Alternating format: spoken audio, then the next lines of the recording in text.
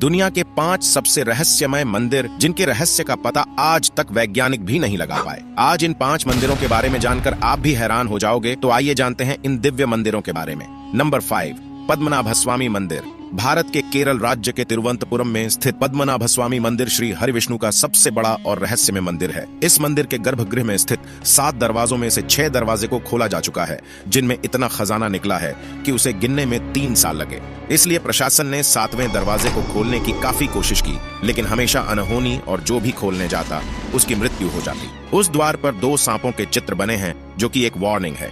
इतिहास में कई आक्रमणकारियों ने इस मंदिर को लूटने की कोशिश की, लेकिन आज तक कोई कामयाब ना हो सका। उस दरवाजे को नागपाश मंत्र से बांधा गया है, जो कि सिर्फ गरुड़ मंत्र के उच्चारण से खुलेगा।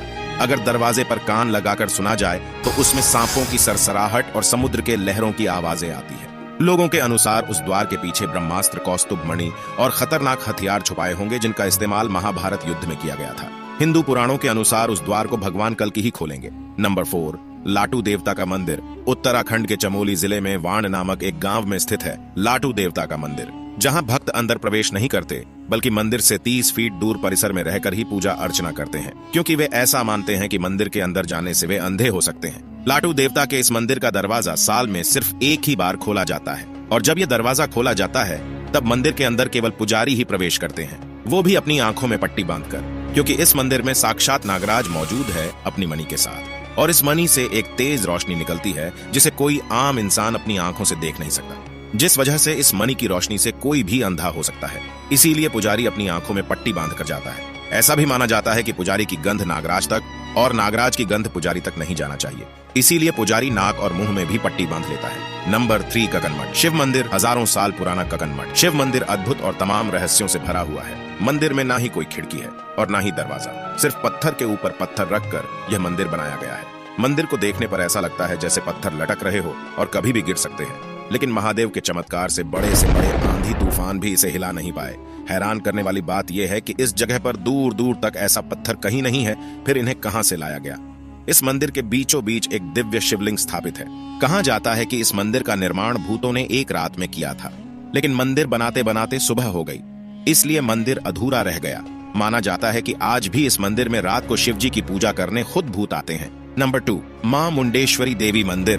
बिहार के कैमूर जिले में स्थित मां मुंडेश्वरी देवी का प्राचीन और रहस्यमय मंदिर, जिनका संबंध मार्कंडेय पुराण से जोड़कर बताया जाता है। इस मंदिर की कथा चंडमुंड के वध से जुड़ी हुई है, जो शुंभ निशुंभ के सेनापति थे, जिनका वध इसी भूमि में हुआ था। इस मंदिर में बकरे की बलि बड़े ही अनोखे तरीके से दी जाती है। यहाँ बलि में बकरा चढ़ाया जाता है, पर उसका जीवन नहीं लिया जाता, बल्कि मंदिर में लाकर देवी माँ के सामने पुजारी उस पर चावल और फूल चढ़ाते हैं, जिससे वह कुछ समय के लिए वहीं बेहोश हो जाता है, जिससे उसकी जिंदा बलि माँ के सामने स्वीकार हो जाती है। नंबर 1, श्री मुरुगन मंदिर। यह मंदिर तमिलनाडु के कन्याकुमारी से 75 किलोमीटर दूर स्थित है, जिसे श्री मुरुगन मंदिर के नाम से जाना जाता है। 17वीं सदी में अंग्रेजों ने इस मंदिर पर आक्रमण करके मंदिर का सारा खजाना और भगवान कार्तिकेय की पंचतंत्र से बनी मूर्ति को चुराकर भाग रहे थे, लेकिन जैसे ही समुद्र के बीच में पहुंचे, अचानक मौसम बिगड़ गया और भयानक तूफान और बारिश होने लगी। नाभिक ने कहा कि ये तो मूर्ति का प्रकोप है, हम इसे नहीं ले जा सकते, नहीं तो हम मारे जाएंगे। तब जहाज के कैप्टन ने अपनी जान बचाने के लिए मूर्ति को समुद्र में छोड़ दिया, जिसके बाद तूफान शांत हो गया।